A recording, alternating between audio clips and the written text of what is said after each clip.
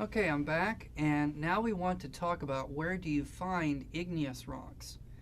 So in previous lessons, we've talked about plate tectonics, and we said that plates can be pulled apart, and so that's going to be a divergent zone.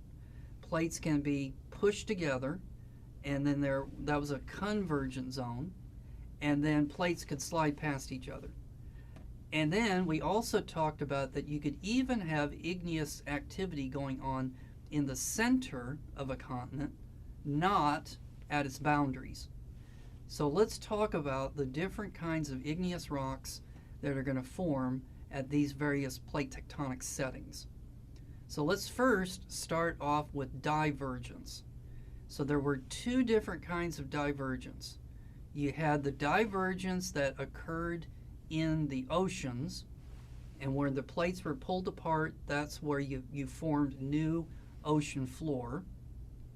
And then you could also have divergence that could occur underneath a continent, and then ultimately this is what will cause a continent to break apart, and then the area in between will eventually become an ocean when that occurs. So let's look at what happens at a mid-ocean ridge.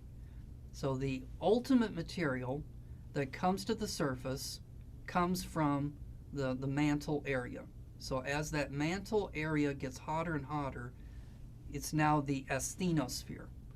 And so this, in the asthenosphere, you've got material that is solid, but it can move. And so this is going to be the source material that is going to come out of the Earth. So inside the asthenosphere, the material is going to be ultramafic. That's its chemical composition, ultramafic. And so the rock is going to be periodotite.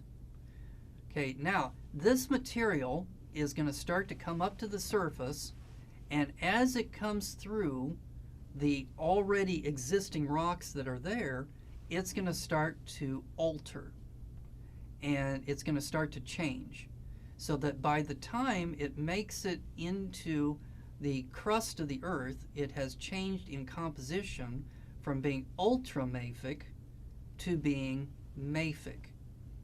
And so if this ultramafic stuff freezes at depth, then it's going to be gabbro. If this stuff makes it all the way to the surface and then oozes out as lava, then it's going to be the mafic rock basalt. So if you recall, when we talked about the formation of the ocean floor, we said that the ocean floor consists of basalt at the top and then gabbro underneath it. Okay, now let's look at a place where the continents are rifting.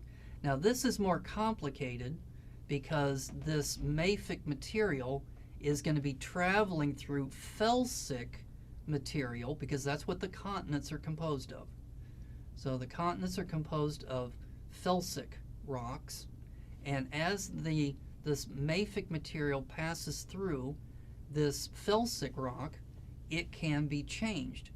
So you can basically end up with a lot of different kinds of rocks can result from this. So you could have, like, for example, felsic lava flows that are composed of rhyolite, but then you could also have mafic ones that are composed of basalt. So you have different kinds of lava flows that can occur from this, and at depth you can also have intermediate type rocks that are a result of this intermixing of these materials. All right, let's take a break, and when we come back, we'll talk about what happens when plates collide.